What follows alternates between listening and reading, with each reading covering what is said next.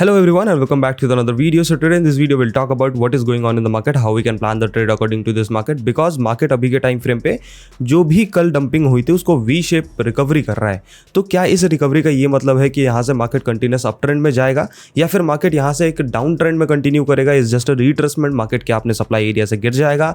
इन सारे ही चीज़ों के बारे में अपन इस वीडियो में डिस्कस करेंगे। तो मेक श्योर कि आप वीडियो को एंड तक देखो ताकि आप सारी चीज़ें समझ पाओ। So as you can see in a 4 hour time frame market has already done the liquidity sweeping कर चुका है ऑलरेडी। ये 2 लिक्विडिटी स्वीपिंग करनी थी मार्केट को जो कि ऑलरेडी कर चुका है। तो पॉसिबल सिनेरियोज क्या बनते हैं? देखो, अगर मार्केट को इधर से पंपिंग करना है तो उसको मैं बहुत सिंपल लॉजिक आपको समझा चुका हूं कि ये हाइस टूटना इज वेरी वेरी इंपॉर्टेंट, जो कि 61,200 300 का एरिया, ये टूटना बहुत बहुत इंपॉर्टेंट है इन 4 आवर टाइम फ्रेम। उसके बाद ही आप कंटिन्यूस अप ट्रेंड देख सकते हो मार्केट में। उससे पहले अप ट्रेंड देखना इज लिटिल बिट शिट, ठीक है। अब 1 आवर टाइम फ्रेम में अगर आप आते हो तो 1 आवर टाइम फ्रेम में आपको 3-4 चीज़ें दिख जाएंगी। आपको दिख जाएगा कि भाई मार्केट में जो भी डंपिंग हुई थी उसके बाद जो रीसेंट हाइज है उसको तो तोड़ रहा है मार्केट, तो यहाँ से अप ट्रेंड हो सकता है। यस, हो सकता है। क्या ये मेजर लेवल है? नहीं, मेजर लेवल नहीं है। इस माइनर सप्लाई एरिया, इस माइनर सप्लाई एरिया है ये, ठीक है। तो यहाँ से पंपिंग पॉसिबल है, लेकिन क्या ये 100% श्योरिटी है? नहीं।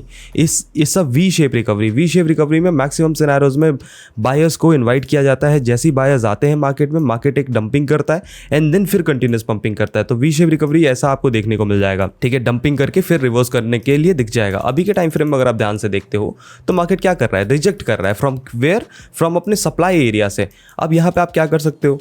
यहाँ पे ले सकते हो आप शॉर्ट। कैसे?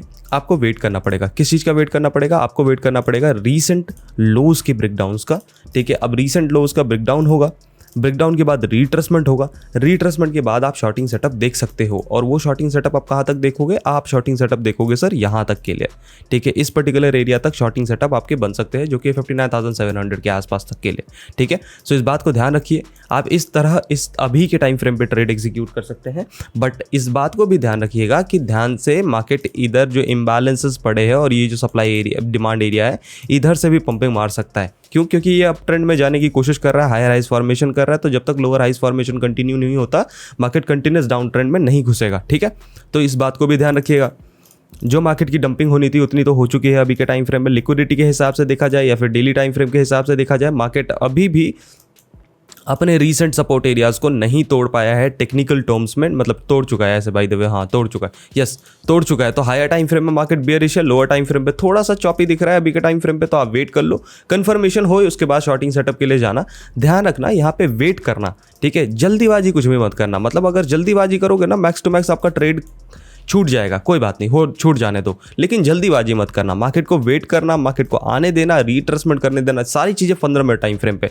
लोअर टाइम फ्रेम में जाओ ही मत, ठीक है। 15 मिनट टाइम फ्रेम में कंफर्मेशन होने दो एंड देन उसके बाद ट्रेड लो। नहीं होगा, अगर मान लो इधर ट्रैप हो गया तो फिर रिट्रेसमेंट पे लॉन्गिंग सेटअप देखना, ठीक है। सो इस बात को ध्यान रखिए एंड बहुत प्यार से ट्रेड लेने की कोशिश करिए। जल्दीबाजी एग्रेसिव ट्रेड लेने का कोई रिकमेंड है नहीं सर, ठीक है, कोई रिकमेंड नहीं है। अगर आप इथेरियम को देखोगे तो इथेरियम में क्या है? इथेरियम में तो सपोर्ट एरिया टूटा नहीं, पहली बात तो ये है। दूसरी बात, मार्केट में डब्ल्यू पैटर्न बन रहा है ना 4 आवर टाइम फ्रेम। अब ये W pattern can be the trap. 15 minute time frame में देखोगे तो मार्केट अपने रीसेंट हाइस को तोड़ने की कोशिश कर रहा है। 1 आवर टाइम फ्रेम में देखोगे तो मार्केट अपने रीसेंट हाइस को तोड़ने की कोशिश कर रहा है। सो अगर मैं कंपेयर करूँ बिटकॉइन और इथेरियम को, तो Ethereum is more bullish than Bitcoin, ठीक है। बिटकॉइन बहुत वीक है कंपेयर टू इथेरियम। इथेरियम आपका बहुत तगड़ा दिख रहा है अभी के टाइम फ्रेम पे। तो आई रिकमेंड कि इथेरियम में अगर ये ट्रेंड लाइन ब्रेकआउट होता है तो आप एक कंसिडर लॉन्ग साइड ट्रेड ले सकते हो if the Ethereum able to break this trend line, ठीक है। अब ट्रेंड लाइन तोड़ेगा तो फिर आपके पास एक अप ट्रेंड का सिनेरियोस बनेगा, ठीक है। सोलाना की अगर बात करोगे तो सोलाना में भी सेम ही सिचुएशन है। Solana is also trying to break the zones, ठीक है। सोलाना के लिए ये लेवल बहुत इंपॉर्टेंट है। अगर ये टूटेगा तो फिर आपके पास एक अप ट्रेंड के सिनेरियोस बनेंगे। नियर अबाउट 143.5 के आसपास का एरिया आपके लिए इंपॉर्टेंट है। इसको ब्रेकआउट होने दो, रिट्रेसमेंट होने दो, आपके पास एक अप ट्रेंड का सिनेरियोस बनेगा। Now let's talk about gold. Gold में अगर आप ध्यान से देखोगे तो गोल्ड इधर से ही पंपिंग कर रहा है, जैसा कि हमने कल एक्सपेक्ट भी किया था मार्केट में कि कंडीशनेबल पंपिंग होनी चाहिए इसमें rather than dumping. Because 15 minute time frame अगर आप ध्यान से देखोगे तो इधर से ट्रेंड रिवर्सल हुआ ना प्रॉपर। अब ट्रेंड रिवर्सल के बाद मार्केट में डंपिंग का कोई सिनेरियोस बनता नहीं है। अब यहाँ से कंटिन्यूस पंपिंग होता है तो it will reject from here, ठीक है। 2652 के आसपास से अगर रिजेक्शन लेता है तो ठीक है, वरना तो कंटिन्यूसली अप ट्रेंड में ही जाने की कोशिश करेगा। तो ध्यान रखिएगा इस चीज़ को कि gold is also looking bullish, but gold में शॉर्टिंग सेटअप आप जब ही लेना जब मार्केट अपने रीसेंट लोज को तोड़े। जब तक रीसेंट लो ना टूटे, जब तक आपके पास शॉर्टिंग सेटअप नहीं है, ठीक है। So Ethereum is little bit bullish, Bitcoin is little bit bearish. आप बिटकॉइन में लॉन्ग साइड ट्रेड लेना चाहते हो, मैं रिकमेंड करूंगा जब तक एक ट्रैप नहीं होता, जब तक आपको कोई लॉन्ग साइड ट्रेड नहीं लेना है, यहाँ पे मार्केट को ट्रैप करने दो, ऊपर जाने दो, रिट्रेसमेंट करने दो, फिर आप एक लॉन्गिंग सेटअप लो। ठीक है, तो लॉन्ग सेटअप आप ऐसे लोगों की ट्रैप होगा, मार्केट में डंपिंग होगी, रिट्रेसमेंट होगा, फिर आप पंपिंग के लिए जाओ। ठीक है, या फिर इस हाइस के ऊपर पंपिंग के लिए चले जाना। बट जब तक ट्रैप नहीं होता, सेलर्स जब तक ट्रैप नहीं होते, जब तक आपको लॉन्ग सेटअप नहीं लेना है, या फिर जब तक बायर्स ट्रैप नहीं होते आपको सेलिंग सेटअप नहीं लेना है। तो दोनों चीज़ों के लिए आपको वेट करना है।